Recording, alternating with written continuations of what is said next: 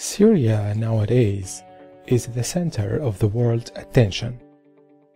The country's rich culture and heritage is in danger, and Syrians find themselves in the face of the ugliest warfare that humanity has ever witnessed. So what is really going on in Syria? Mass media assumes it's a civil war, which was triggered by the so-called Arab Spring. The Arab Spring is a brand which was invented to represent the free will revolt of people in the Arab world against their oppressive governments. Politicians and influential media adopted this brand and promoted it intensively. The campaign used elements of exaggeration, hate, anger, and grudge to paint an image of what people want.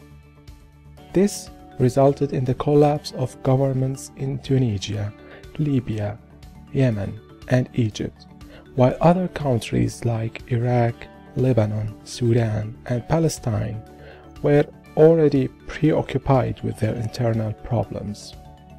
Ironically, while republics in the Arab world collapsed, monarchies that enjoy wealth in addition to US military presence were unaffected by the breeze of the spring, with the micro exception of Bahrain, where things went briefly out of control.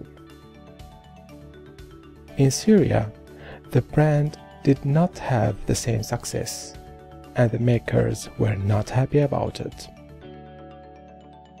An unprecedented flow of financing, arms, and intelligence turned the free will peaceful revolt recipe all of a sudden into an armed insurgency, sponsored, publicized, and controlled from abroad.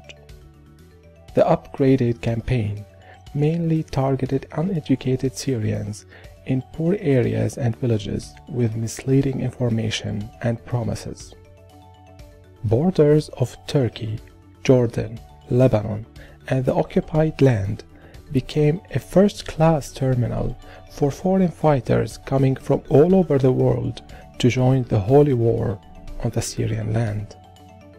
In addition to building refugee camps to complement their bad intention, Turkey and monarchies of Jordan, Qatar, and Saudi Arabia, under the wing of the United States, established training camps for insurgents and foreign fighters for the war against the Syrian state.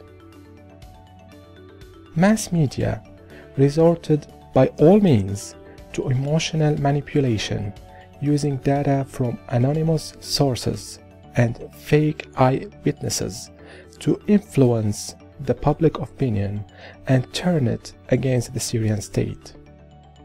Speaking in the name of Syrian people, the West, led by the United States, with the assistance and funding of regional monarchies, invested in the human tragedy and held conferences and special events to embrace the armed groups, which they labeled opposition.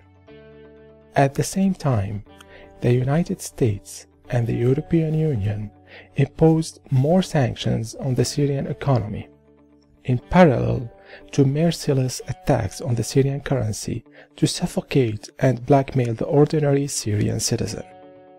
Armed groups occupied entire neighborhoods and villages across the country and used civilians as human shields.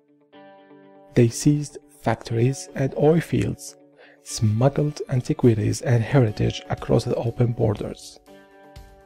The Syrian infrastructure recorded billions in losses and destruction. Public institutions, universities, schools, and antiquities were also a primary target. According to estimations by the US Pentagon in 2014, there are around 2,000 operating armed terrorist groups in Syria, and as you have seen, they are not coming from thin air. For decades, Syrians enjoyed peace and stability, and terror has become part of their daily life. Up until February 2015, 17,186 Syrian civilians, 1,867 among them are children, have died only by suicide bombing, random mortars and shells. Those include parents heading to their jobs, newborns, students at their schools and universities, and many others.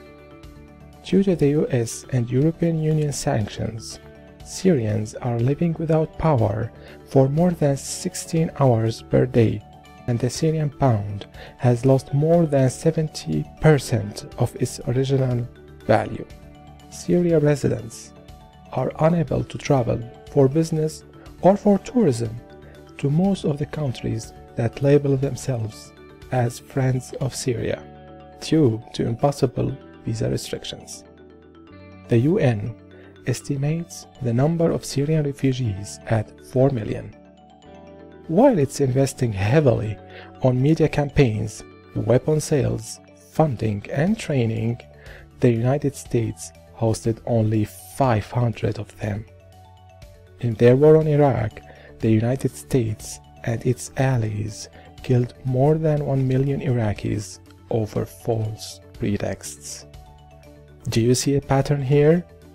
This is not a civil war.